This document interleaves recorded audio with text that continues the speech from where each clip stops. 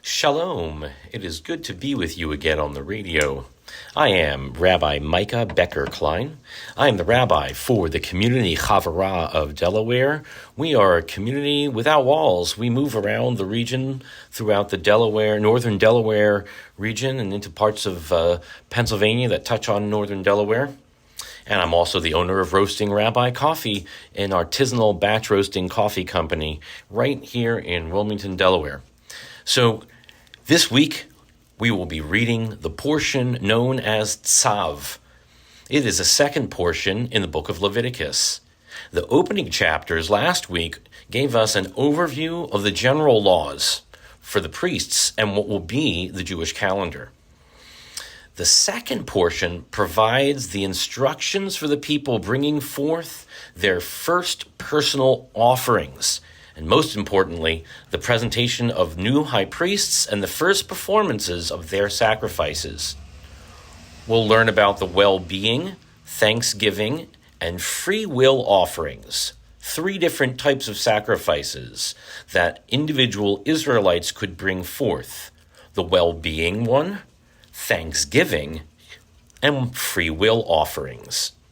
Following the directions for the various kinds of offerings, which include a subcategory called the Shlema offering, or the peace offering, there is a description of the anointing of the priests and the anointing of the tabernacle itself. This would last a total of 7 days, and each day the ritual of anointing would be repeated. In the beginning of Leviticus chapter 8, we get the description in detail of the ritual of that consecration. This must have been an incredible scene unfolding before the Israelites. The ordination of the spiritual leaders, high priests, Aaron and his sons, and the space in which they will witness God. This new special clothing of the priests, very formal, yet distinct from what they knew as Egyptian priestly clothing.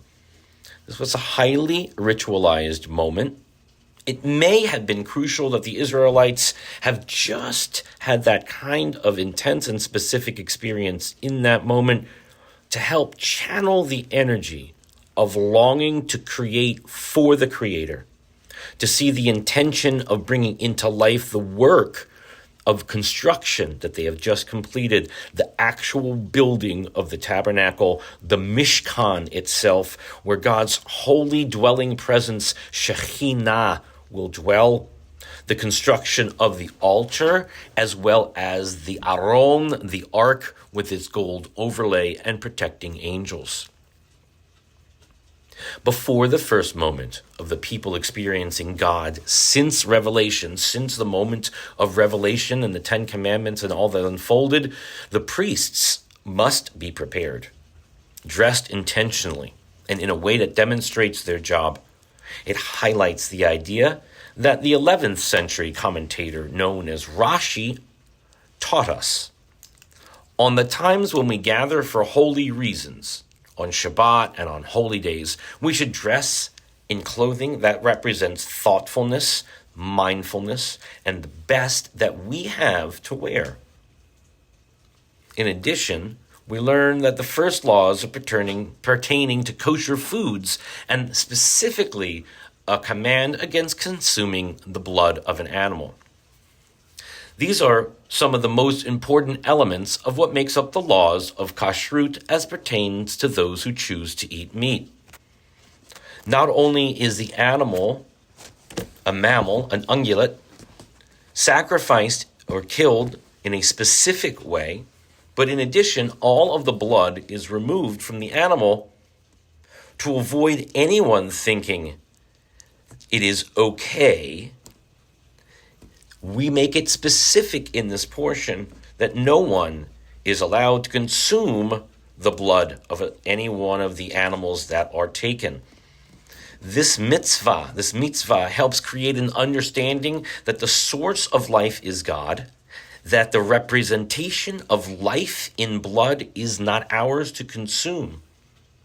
Now, this must have been a great test in the wilderness, in this desert life where water, where any type of liquid would have been rare and valuable, to acknowledge that this source, this blood, would be left to return to the earth and to the dust from which we all emerge, demonstrated a great faith in God to allow this to be unused in a time of great need.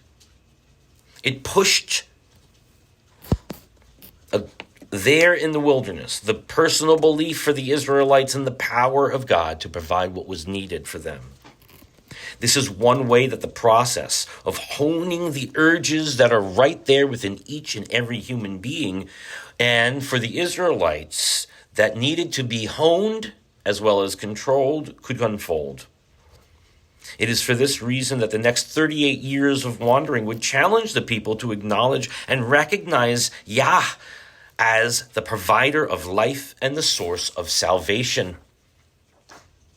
A few questions that we can consider on this Shabbat as we come closer to not only this moment in the Torah, but also to the Chag, to the festival of Pesach, of Passover, the holiday that commemorates our freedom as well as the emergence of the Jewish people, the birth itself of this way of thinking beyond place, beyond conception of something corporeal, to what we call the emanating force of the universe, Yah, Adonai, that idea of holiness within each and every thing in creation and emanating throughout all of the universe. So what do we think of this week as we approach Pesach and we approach this time of the year? I ask for you to think for a moment, when is it that you dress intentionally? How do the clothes and uniforms that we see and that we don impact our roles? Does it change how we interact with people? Should it have an impact upon the way that we interact with people? For example, let's think first about ritual objects, such as our talitot and ritual head coverings in Jewish life. How do they reflect the articles of clothing that would have been worn by the high priests years ago? Does the clothing we wear protect us, or does it hide us? Does it keep us from revealing our true selves? As we approach Pesach, we remove the leaven, the chametz from around our lives. We look to be like the matzah, starting again at our basic point to emerge into this year with intentionality before we are brought up to the highest heights with the emanating force of love of God from all around us. May you be blessed with a week and a holiday of shalom, of peace. I am Rabbi Micah Becker Klein from the community Chavara of Delaware, and I wish you Shabbat Shalom and Chag Sameach.